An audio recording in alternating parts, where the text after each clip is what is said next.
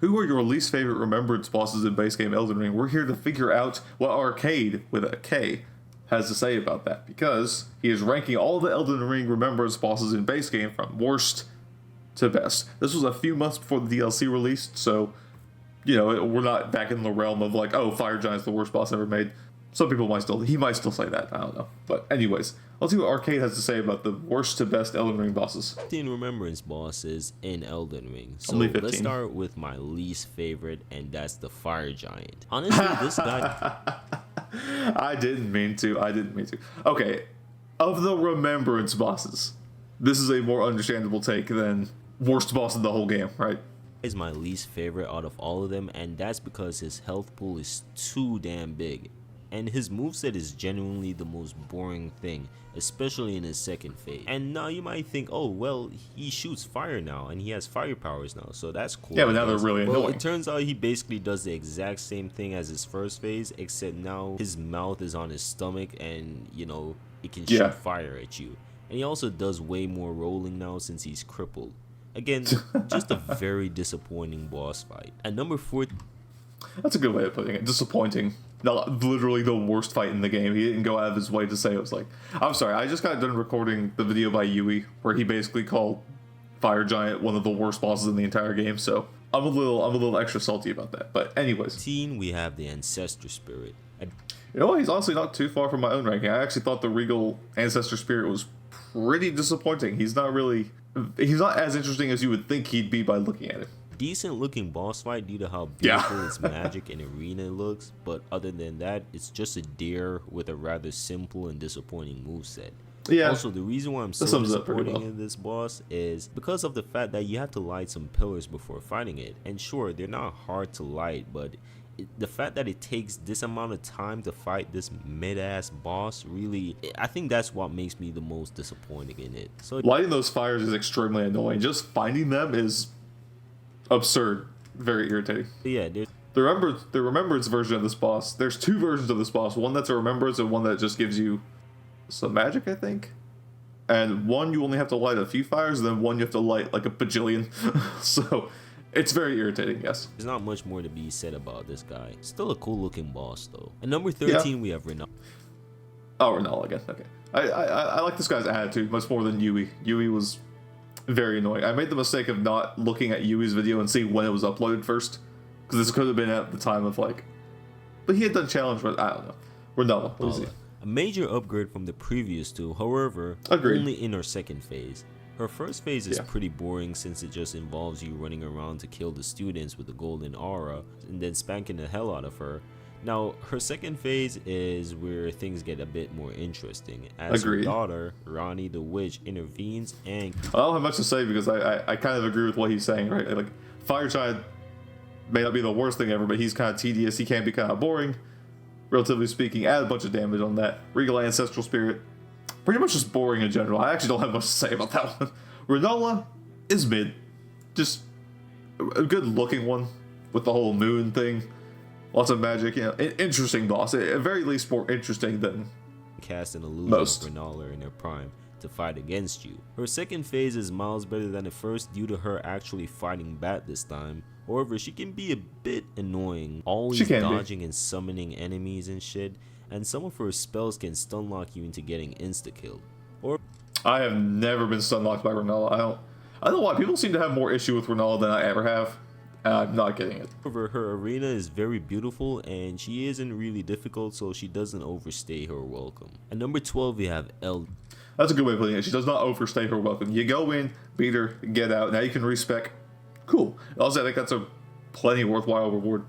Elden Beast. Now, don't get me wrong. The Radagon part of this fight was actually amazing. I love that. However, Elden Beast, on the other hand, is just okay. Not bad, but okay. True, okay. And yeah, I'm not gonna lie. Elden Beast is a bit overhated within the community. I agree. Yeah, I said it. Sure. I agree. Does he run around all the time only for you to chase him around the arena? Yes. Does he have some annoying ass projectile? That move, I'm telling you, every time I see that move, I go into a fit of hysteria. That move needs to be deleted. Do you hear me? Deleted. Attacks? Yes. But I at hate the that end move. of the day, despite all those annoying things, Elden Beast is still a decent boss, especially a final Decent, yes. one. I mean, look how beautiful and cool his design and the arena is. And again, sure, he runs away from you all the time, but when it does decide to, like, you know, use his non-annoying moves in its arsenal, it's actually a really beautifully done, you know, boss fight. Not super amazing, but decent enough. I don't have much to say about this. This is just a solid. This is probably one of my more boring reactions because I kind of just agree with what he's saying. I don't know if I agree exactly on the order, but I like Granola more than Elden Beast by a tiny bit. A very tiny bit. Godric. I know for a lot of people, Godric is in the top 10 or maybe. I agree with that too. Man, this guy's kind of nailing my. He's kind of nailing my thoughts right now. I don't like Godric all that much. I don't know what my deal is with Godric. I just don't find him all that interesting, to be honest. I think it doesn't help that he's the second main boss you fight, and he's kind of a similar statue to Margit. You know what I'm saying? He has more interesting attacks, but I don't know why I just don't like him all that much. Your top 5, but for me, he's stuck at number 11. I mean, don't get me wrong, Godric is a decent boss fight with an amazing second phase cutscene, but it's just Godric. There's nothing too spectacular about him or anything. Man, Arkade is nailing my thoughts down, bro. He is in my brain, bro. He is in my mind. Yeah, sure, he got a bunch of arms, and one of those arms happened to have like a living dragon head on it. But at the end of the day, I find him decent, but kind of boring to fight. And I don't know about boring to fight. I don't know. I struggle so hard with describing how I feel about Godric. I know I don't like him much, but I have no clue why. He is one of the few. I know why I don't like some bosses. I can explain that to you very easily. I don't know why about Godric. There's just something about him that just doesn't interest me all that much. It's gotta be the similarity between him and Margit. Like, he looks of stature close enough to it. Get me wrong, he's still a well-designed boss fight, but I don't know. After fighting him for the first time, he lost all his spark, and I know for some people, they're gonna say that a lot of the bosses usually get boring to fight on subsequent playthroughs, to an but extent. I disagree. They're both right. He's right, as well as the hypothetical critique he just repeated. Some bosses do just get boring to fight after the first time, right? Like, a lot of Dark Souls 2's bosses, you beat them once, I mean, come on. But then you get to the DLC bosses, they're fun to replay. I think there is a charm in replaying a boss fight. Stuff like, when you see yourself improve, stuff like Nameless King, Radagon, Mesmer, bosses like that when they click and you get into that groove, just feels so good. Even like the Ivory King in Dark Souls 2, Orsi and Smo in Dark Souls 1. I think there are bosses that are very fun to replay. I don't agree with the hypothetical critique he just gave. I agree with what he just said. I don't agree. Sure, there are one or two that are only great for first time encounters, but I still get excited to fight, you know, most of the main game bosses in this game. Early jump. Melania. Every time I start a new run, she's the person I'm most excited to try out a new build on. It's scary how much he's sharing my thoughts right now. The only difference is, I think I would put. Oh gosh, there is one boss I would put in my least favorite, but it's a very subjective thing. It's very much me issue, not objectively. Although I have objective issues with him, but it's weird. Like he's pulling thoughts out of my brain. I like fighting Melania. It's weird. She's extremely annoying, but there's something about how difficult she is that's just funny to fight. I don't know why. Melania is the boss you can never first try, right? No matter what build you're using, you're never going to walk in and just get her again on your first shot. You'll always get caught in the waterfowl. You'll always get rotted or something. I don't know. I think it's just funny how much he's reflecting my own thoughts right now. But Godric, on the other hand, I don't know. I just don't really get excited for him at all. Pause. At number 10, we have Estelle. What? Did he just... Wait, what was that? Wait, what? I don't know. I just don't really get excited for him at all. Pause. At number... Pause. What? I guess that was for him, post-edit, but I guess we'll move on. Number 10, we have Estelle. First... Ooh, Estelle. I don't know. That's a tough one. I kind of like it, but it's also really annoying to fight.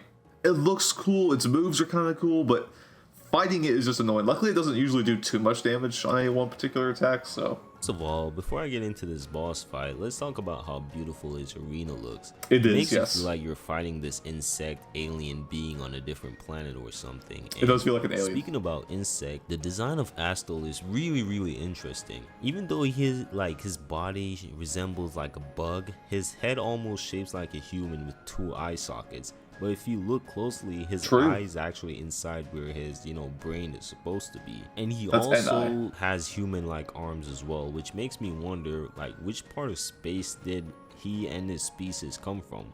And why do they have... Yeah, because I believe these are evolutions of, like, the falling star beast, or, like, adult falling star beasts. And falling star, I assume, means they came from this guy. And you can usually find them in meteors.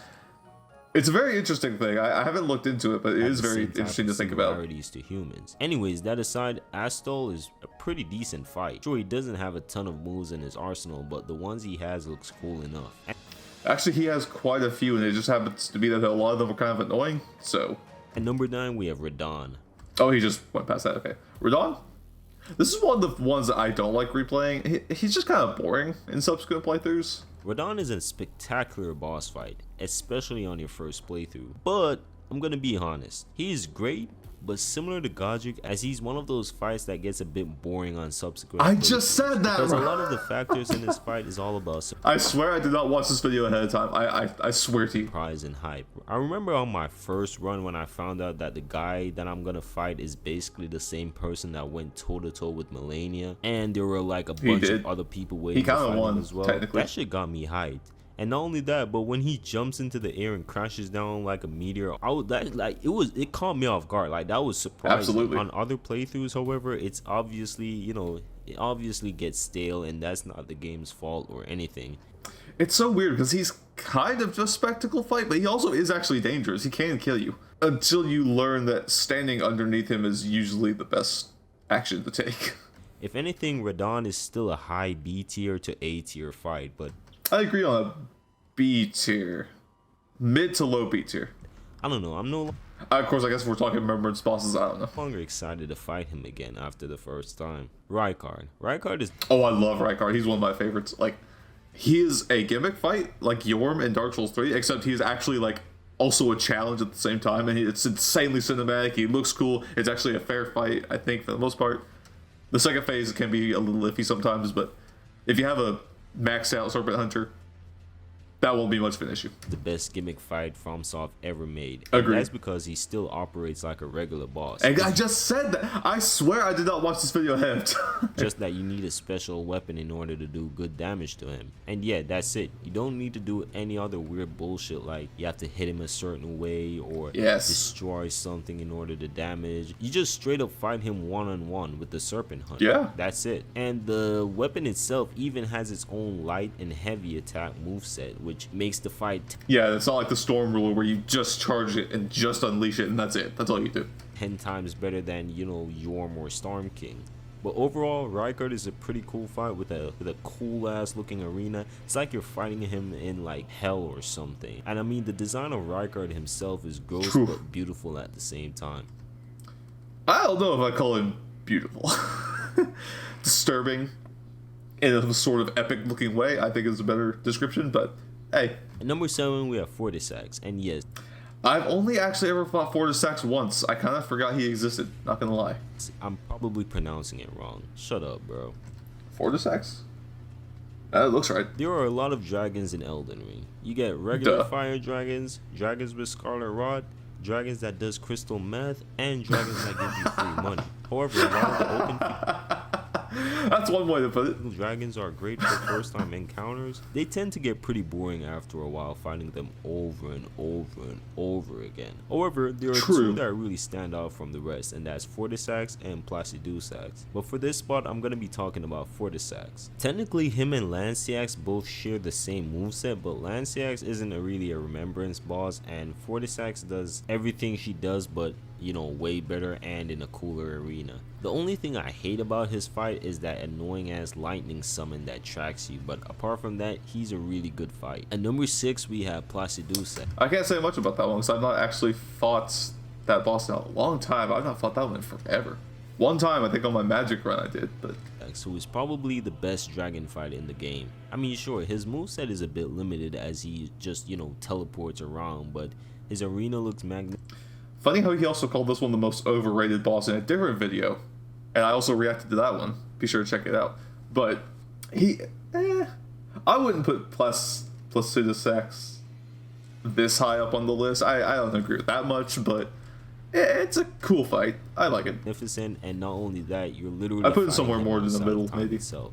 Plus, he has some cool ass lore behind him. Apparently, he was like the first ever Elden Lord, apart from Godfrey, before even Godfrey. Also, his design reminds me of King Ghidorah, which gives him a plus in my book. At number 5, we have Moog. On the first playthrough, Ooh, Moog is... I don't agree with this one. Moog is so weird, bro. It's RNG. That's why I don't like Moog. He's a good boss until he just decides to use RNG against you. Sometimes he'll just decide to repeat his flying attack where he spreads fire everywhere. And if he does that, like his blood flame everywhere, if he does that, it's... I don't want to say game over necessarily, but it feels like it's game over. You just can't move. It's so hard to even fight the guy. So you gotta stack up those resistances and just pray that he doesn't do it again. Because I've had those fights where he just does nothing but spreads blood flame everywhere all the time, and I can't even fight the guy because I'm too busy healing after getting bled out. And yes, I do know about the crystal tier thing where you can block them. Yeah, I always knew about that. But out of me, especially the way his voice sounds. Plus, I don't know, it was like 2 a.m. in the morning. Don't judge me. But that goes to show that the design team did a really good job. He does look cool. Everything from the fancy looking robe to the horns on his face looks really cool. His boss fight is also pretty good. I don't know, but for some reason, I keep underestimating the reach he has with that 11-foot pole. I know. Spear. I swear, I could be halfway across the arena, and he will still find a way to hit my goofy. It does feel like that, doesn't it? Second, bro, this guy, I swear he's literally ripping I've only disagreed with 2 or 3 picks so far. I can't say much about the other dragon that I only fought once. I already forgot his name, but... Phase is something I'm a bit 50-50 on. On one hand, it's great because he grows some wings and his moveset evolves, making you feel like you're actually fighting a souped up blood-powered being. Agreed. On the other hand, I feel like he barely gives you any room to attack in this phase. Agreed. I swear, this man will have... Bro, he's literally ripping my thoughts out of my brain. I love this. 5 to 6 hit combo strings, giving you only a split second to actually attack him. Not only that, but his second phase does require you to go out and seek an item that protects you when he's transitioning, but other than that, he's still a really good boss fight. At number 4, we have Godfrey. Everything about Godfrey. This is where I don't agree. Godfrey himself is fine. Godfrey's fight is amazing. But we'll get to that. The arena is reused, but he manages to make it feel different with the amount of aura he has. I remember encountering him for the first time and seeing him swing that axe in the most swaggiest way possible. And I remember thinking to myself, damn, that shit was cool as hell. But what's cooler is his second phase cutscene where he literally rips off his lion off his back and turns into a WWE superstar, getting off 50-foot power bombs and shit. Godfrey's one of those Elden Ring bosses. I don't like Horaloo. I hate the second phase. It just feels like he doesn't stop moving. He just doesn't stop attacking. And the only real way to get around it and even give yourself chances to heal is to walk around him all the time. But sometimes he doesn't really give you that chance. You'll always have to dodge something. And also, his moves always look similar enough to where it takes you a long time to memorize it. I'm a bit salty because the first time I played this game, it took me hours upon hours to beat him. After trying multiple times, I had Blood Flame Blade and everything, but I think I was using Bloodhound Fang. I'm recording, can I help you? But even when I look at him objectively and on subsequent playthroughs, it feels like he just doesn't stop moving ever. I usually have to kind of use just overpowered tactics against him to beat him quickly enough to where it doesn't matter, or summons. Obviously that's always a choice. Summons kind of make him a lot easier, but even so, I cannot get behind how frequently he attacks and how similar all his moves are to make it super hard to learn. I think luckily he's late game, so it's not like, at least you're in the game at that point, you have your build set up and everything. But I just really hate Horaloo. I love Godfrey. Godfrey's fine. Horaloo, I hate him. That feels like, the most Dark Souls boss ever. And that's because he doesn't need to do a crazy 11-hit combo or a lot of delayed attacks in order to be good. It's just a simple yet cool moveset that makes him really fun to fight. That's it. His second phase used to give me a lot of issue, however, as long as you don't R1 spam, you're pretty much good. Cause I mean, that's true to an extent, but I found myself even trying to hit him once is sometimes an issue. Like, sometimes I'll actually be dodging for like 15 to 20 whole seconds before I finally get one attack in. Trust me, if it's one thing I learned playing Elden Ring for the past 2 years, is that don't ever R1 spam. Hit and dodge. See, like right there, what just happened, he got lucky. That's not what happens to me when I try to run and heal. When I try to run and heal, he does like the catch-up move that like does the automatic grab. And you know, if I happen to know the frame perfect timing to dodge it, cool. If I don't, he always gets me and my heal was completely wasted, you know. Wait and repeat. That's it. And Godfrey's literally the same when it comes onto this. Just have patience. So yeah, overall, Godfrey's not nearly as bad about that as Hoarlu is. He's a pretty superb boss, and that's why he's at number 4 for me. Number 3, I have Melania, a really fantastic boss that only gets ruined by the waterfall dance. Pretty much. Her moveset, again, apart from that one, isn't too hard to dodge, and you can tell when she's about to do a certain attack on you without it catching you off guard. Again. Yeah, she's very telegraphed. All her moves, perfectly fine. It's just waterfowl. You could either take away the healing on every hit or the waterfowl, and she would be much more highly regarded than she is right now. Except for that one. Her design, especially her second phase, looks phenomenal. The arena looks beautiful as well, especially with all those flowers, and her overall moveset looks graceful yet dangerous. But overall, if it wasn't for that one move, and also, you know, I'm gonna slide in the other move that I hate the most from her, that clone attack. I genuinely hate that. But apart from those two moves, this would have definitely... Yeah, the clone attack requires you to be either memorize everything frame perfect, which a lot of people just seem to think you just have to do with some of these bosses, or have like 6 eyes on your head looking at all of them at once. Like, it's one of those things that a new player will never, ever, or a first time, I guess, will ever be able to dodge successfully the first time. Either you'll just out tank it, or something like that. I don't know. No, it'd be my favorite boss fight in Soulsborne history, but for right now, Mei Mei is only going to be sitting at number 3. And also, speaking of Melania, the free spot method is literally the best method against her. So is it only free spots that do that? Because I think I've tried other bots that didn't work, and I thought maybe they fixed it or something, but I guess it's only free spots. If you're struggling against Melania, use the free spot method, bro. Trust me, it will help you. I know. Okay. Thanks for the tip. 2 years too late for me to say this, but trust me, bro. Just use it. Now, at number 2, we have Morgott, the Omen King. Morgott is an interesting pick for me. I don't agree with his placement. Overall, I don't agree with like his number placement, number 2. For facing Melania, since she's, you know, the end goal for all my runs. However, Melania isn't super balanced, so I feel like it's fair to put Morgott over her. Don't get me wrong though, Morgott is still one of my favorite bosses. I mean, that's why he's at number 2. He has a lot of moves up his arsenal, and see, it's weird because I like Godfrey more than Morgott, but I hate Hoarlu so much that that's a tough one. And plus, they only count as one remembrance, so it's not like Godfrey and Hoarlu. It's the same boss. His second phase moveset with all the golden sword shooting down looks really cool. Also, he has one of the coolest looking curved swords in the game. There's not much more to say about him. He's just a really good boss fight, and he's solid, but I sometimes have beef with the ones that you fight in this arena in particular, because they have so many moves that learning them is the most painful thing ever. So I'm a bit salty against some of these bosses because they took me so long to kill. Especially for a mid-game one. Now, finally, the best boss in Elden Ring Radagon. In terms of just absolute coolness and everything, in my opinion. And well, you know, same opinion as mine. That's my favorite boss, Radagon. Is Malekith. Now, the first phase... Wait, where was Radagon? Oh, I forgot about... Oh, he linked Elden Beast and Radagon together. Okay, he said Elden Beast, but he linked them together because they were both... Okay, I'm an idiot. I completely forgot about Malekith. Wait, Malekith's your favorite? What the crap? Bro, Malekith... I feel like Malekith is sometimes more unfair than Melania sometimes. It feels like it sometimes when you're fighting him. This is definitely a bit iffy to me. He just looks super boring and his moveset is not all that cool. I mean, all my guy does is throw rocks at you. However, his second phase basically takes a super mid fight to an absolute amazing one. First of all, the transformation cutscene just...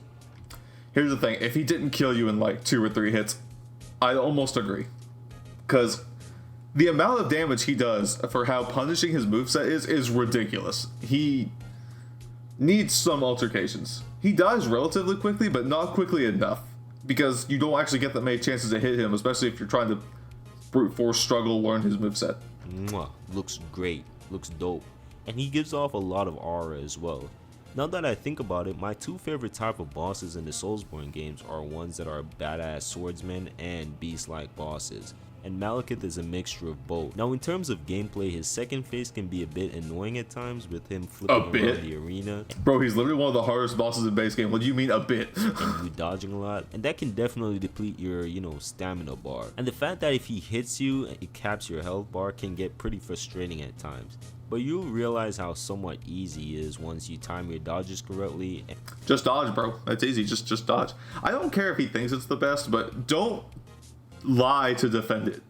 You can just say you like Malekith. Don't say, oh, well, once you learn the dodges, it's easy. Bro, that's clown behavior. You sound like a clown. And punish his overhead slam attack. Now, the main reason why I put Malekith at number 1. The only problem is he has like 4 or 5 different overhead slam attacks that all do different things. Bro, learning this guy is probably more painful than Hoarah, because at least Hoarah you can more accurately track it.